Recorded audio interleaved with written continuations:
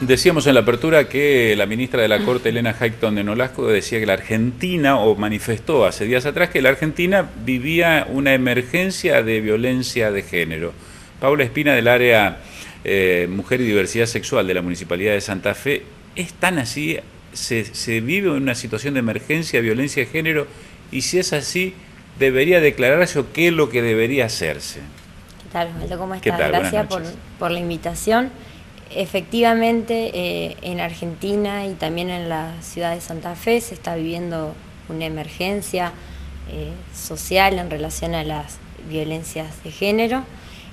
Las acciones que deben emprenderse considero que son muchas, particularmente desde el gobierno local. Hemos venido tomando una serie de políticas públicas en el último tiempo para poder dar respuesta, ¿no es cierto?, a esta emergencia. Entre ellos podemos nombrar, ¿no es cierto?, el dispositivo de guardia que se ha puesto en funcionamiento. Hoy el gobierno de la ciudad de Santa Fe cuenta con equipos interdisciplinarios que pueden dar respuestas las 24 horas del día, fines de semana, domingo, feriados, por la noche. Se han puesto también equipos. Son generalmente los momentos en los que no hay contención, ¿no? Que cuando la mujer sale no sabe dónde, porque o es domingo o es feriado o es de noche. Bueno, desde que pusimos en el gobierno de la ciudad de Santa Fe el dispositivo de guardia en funcionamiento, que esto sucedió a mediados de marzo de este año hasta la fecha, hemos tenido 300 situaciones que llegaron durante la guardia, lo cual nos hace ver la importancia, ¿no? 300 situaciones. 300 situaciones que han ocurrido en horario nocturno o fines de semana y feriado. Todos los fines de semana tenemos un promedio más o menos de 20 situaciones. Nosotros creemos que el acompañamiento del Estado... Perdón, como para sí. definir, pido, se me disculpe quizás la vulgaridad con la que voy a hacer la pregunta. ¿Son mujeres que vienen golpeadas, 20 en promedio, en estos casos? Hay distintos... Cuando se define situación de violencia, está bien, están las distintas formas de violencia, ¿no?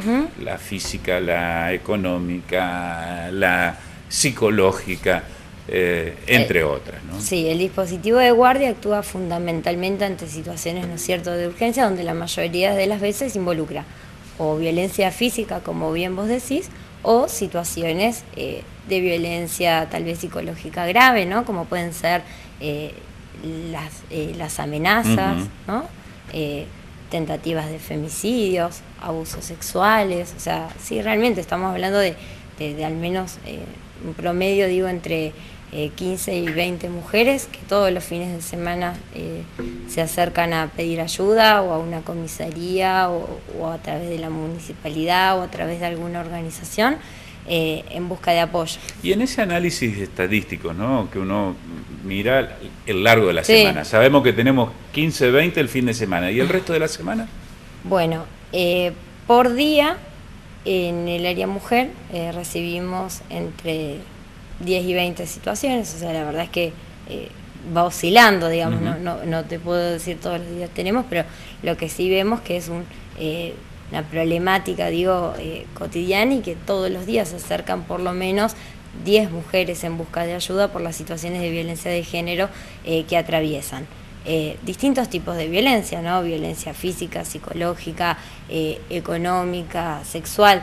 Nosotros lo que creemos que justamente lo que hay que tratar de hacer es apuntar a una detección cada vez más temprana de la violencia, a una actuación cada vez más preventiva para justamente no tener que llegar a intervenir cuando ya se consumó la violencia física. En esto está mucho la víctima también, de permitir que se actúe antes y no evitar llegar a esto. Si ustedes no están advertidos o los dispositivos de protección solamente toman nota del caso cuando ya llegan violentadas, digo...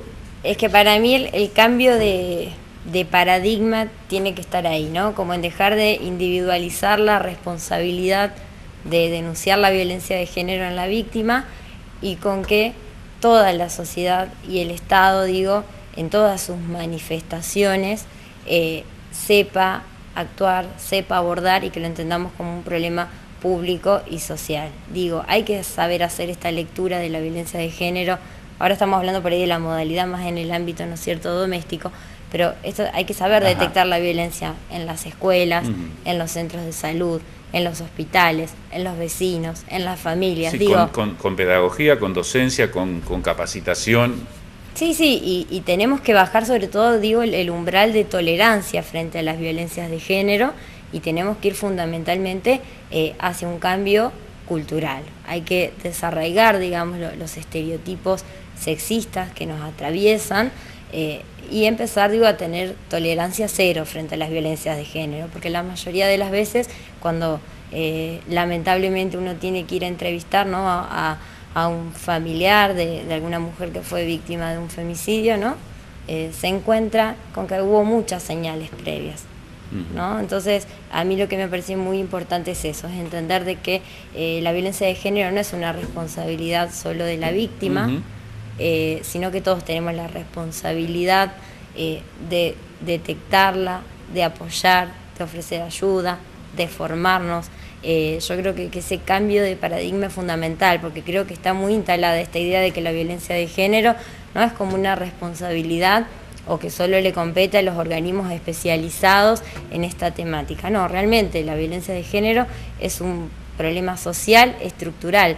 Entonces, los problemas estructurales no pueden tener respuestas biográficas. O sea, si queremos tener, ¿no es cierto?, respuestas efectivas y queremos reconocer que tenemos una emergencia de violencia de género, ¿no?, entonces la respuesta tiene que ser estructural. Y para que la respuesta sea estructural, tiene que atravesar a todos los niveles del Estado, a todo el sistema de gobierno. Nosotros creemos que la perspectiva de género tiene que estar en todas las... Cuando hablamos, por ejemplo, de la Municipalidad de Santa Fe, decimos, nosotros creemos que vamos a hacer la perspectiva de género no solo contando lo que hace el área mujer, sino, por ejemplo, con los jardines municipales, con las escuelas de trabajo, donde participan fundamentalmente mujeres jóvenes entre 18 y 24 años de edad. O sea, hay que ir hacia este paradigma más preventivo y transversal. Antes de empezar la nota, de que volviéramos en cámara, estabas hablando de una estadística que da escalofrío, ¿no? Sí. 900 casos en el semestre, hasta ahora llevan registrados. Sí, en el semestre llevamos registrado 900 situaciones, mientras que entre el 2013 y mediados del 2016 habíamos recibido 850 situaciones. Es decir, en 6 meses hemos tenido más situaciones que las que hemos tenido durante 3 años. Está bien que antes muchas de las situaciones también eran abordadas por el equipo provincial de la Dirección de Políticas de Género. Hoy no, hoy la política en la provincia de Santa Fe es que la asistencia está a cargo de los municipios, digamos. Se ha descentralizado esta responsabilidad, por lo cual allí hay un sesgo, pero yo también veía estadísticas de la exdirección de Políticas de Género, y hablaba más o menos de unas 1.600 situaciones entre el 2012 y el 2016, o sea que estos 900 situaciones en 6 meses es realmente algo inédito. Lo vemos también en los botones. Hasta el año pasado, el promedio de botones que otorgaba la Municipalidad de Santa Fe, claro, sí, de alarma, que otorgaba la Municipalidad de Santa Fe, era de un botón cada 3 días. Hoy se está dando un promedio de 4 botones por día. O sea, actualmente tenemos activados 635 botones en la ciudad de Santa Fe. O sea que estamos hablando de 635 mujeres con situaciones de violencia de género graves. Tremendo. Es tremendo, sí. Tremendo. Bueno, digo, me parece que este es un dato fundamental como para acompañar, o por lo menos decir que sí, ¿no?, que se estaba en emergencia de violencia doméstica. Ahora, cuando se plantea una emergencia de este tipo, una situación característica de este tipo, ¿alcanza esa política o los recursos? ¿No hay que ser más vigorosos a la hora de dar la respuesta? ¿No se necesita una política de shock? Permítaseme la pregunta o la expresión, digo, una política de shock que inyecte más recursos, que dé una respuesta más decidida, más vigorosa, y no esto que uno entiende que es un camino de mediano y largo plazo, todo lo que supone un cambio cultural. De eso estamos convencidas, por eso también la inversión, digo, actualmente de recursos que se está dando desde la ciudad de Santa Fe para dar respuesta a las violencias de género. Recién decías, por ejemplo, el tema de los botones de alarma. Actualmente hay 635 botones activos cada botón, por ejemplo, el dispositivo solo tiene un costo de 7.000 pesos, más todo lo que implica, ¿no? El centro de monitoreo funcionando, el 0800, el área mujer y diversidad sexual de la municipalidad del año pasado a esta parte, quintuplicó el número de personas, ¿no es cierto?, que tenía a cargo. O sea, creo que sí, que efectivamente de todos los niveles del Estado es necesario tomar a las violencias de género como una prioridad. Creo que aparte, para poder salir de una situación de violencia de género se necesita una respuesta integral, porque digo, más allá de estos dispositivos que ante la emergencia son muy necesarios, ¿no?, como los refugios, como los botones, como los equipos interdisciplinarios, después también hay que dar una respuesta integral, y esto tiene que ver con poder generar autonomía económica a través de lo laboral, con poder ofrecer alternativas frente al cuidado, con lo educativo.